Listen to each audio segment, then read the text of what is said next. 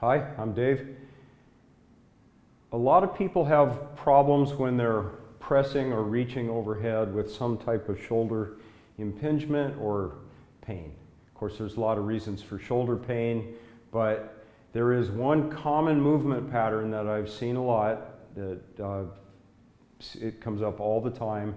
It's easily fixed, and getting this movement pattern correct will go a long way toward eliminating and even resolving, if you already have, some of this shoulder impingement caused by reaching overhead again. So the first thing to understand is some of the anatomy of the shoulder. There's a process here on the top of the shoulder blade that sticks out, and I'm just going to avoid any anatomical terms right now. But part of the shoulder blade sticks out actually over the top of your humerus, the upper arm bone, so that when we reach out to the side like this, there's some actual potential bone-on-bone contact, and you can feel this yourself if you just kind of stand up straight, maybe bend your elbow at about 90, it doesn't matter exactly, but something like this, and bring your arm up to the straight out to the side like this. You'll notice that at some point, somewhere right in here, it starts to get stuck a little. And if you force, two things happen. Either one, it starts to pinch a little in here, it doesn't feel great. I don't like what I'm doing right now, it doesn't feel great.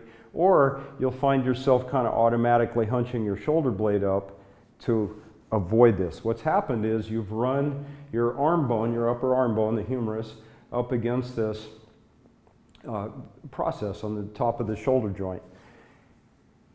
Here's the fix. Go ahead and bring yourself back up into this position where you're starting to feel this restriction. Feel the restriction. Now bring your elbow straight around to the front. And you should notice, you might have tight muscles or be working to hold here, but that pinching feeling in the shoulder right out here, that's gone. Because of the way our shoulder anatomy is structured, this bone-on-bone contact here just cleared out of the way. Waving my hands around doesn't really show anatomy very well, but I'm trying to keep this as practical as I can right now. The takeaway is that when we're pressing, and by pressing here I mean any kind of reaching overhead, can of soup on a shelf or whatever, it doesn't matter why you're reaching overhead. If your arm is out to the side like this, you have a much higher likelihood of running into this impingement that I've been talking about. We see this in the gym in training situations a lot when people are pressing like this. And this person doing this is often the one asking me like, why does my shoulder hurt?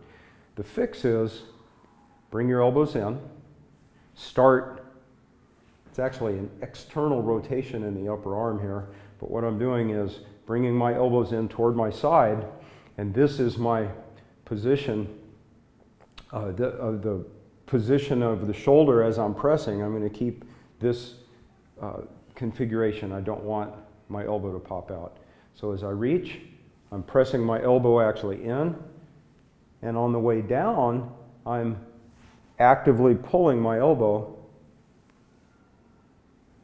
toward the midline. One way to think about this that makes maybe more sense to just intuit is in this position, if I'm pressing like this, my elbow is not underneath my hand. I have a pretty crooked load path here that I'm pressing through. As opposed to here, I'm pressing straight up, my forearm is pressing straight up into the load. Again, on the way down as well. So let me show you a few applications of this. So first let's look at barbell pressing, military press. I'm going to just press overhead. What I want to do when I address the bar and take it in my hands is get, not be kind of casual picking it up. Get your elbows tucked in and get under the bar. As I press, watch forearms and elbows. Now on the way down, it's tempting to just relax, and gravity's going to bring the bar down, right? It's coming down no matter what. So all I have to do really is relax, but now look at my elbows, they're out to the side. And even just demonstrating that, cause some pinching in my bad shoulder. What I'm going to do instead is actively pull, right? So I'm feeling kind of like I'm doing a pull-up. I'm pulling my elbows back toward the midline,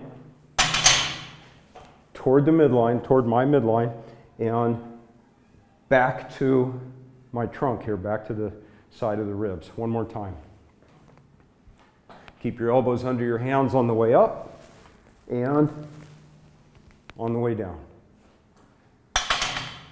Again, a couple ways to think about this. Elbows are under your hands, and elbows are not popping out because of the way that rearranges the anatomy in your shoulder. Let's look at doing this with dumbbell. Same thing with a dumbbell or a kettlebell or anything you happen to be reaching overhead with at all. So I want to press, think straight up into the load, and as I press, at the very top, my shoulder rotates as I lock into that final position, but watch what happens through here on the way down. I'm going to actively pull, my elbow is starting to come back to the midline, and I'm right back down to where I started. Boom, boom. Elbow is not popping out to the side. One last thought on this. It's more work, it's a little more work to do what I'm suggesting here because we're actively keeping more muscle engaged. That's a good thing. That keeps your shoulder more stable. The primary benefit you get right away is that you can reduce and usually eliminate any pinching or impingement here in the shoulder. While you're doing some sets, some training though, as you get toward your limit, your shoulders are tired, you're finishing maybe your last set or two, getting toward the last rep, you'll find as you're pressing, you can't control this anymore and your elbow pops out, one or both, right? What's happened is that the muscle, the supporting musculature around that joint is done. You're done. Put your load down, wrap it up, you're done. So, hope this helps. Thanks.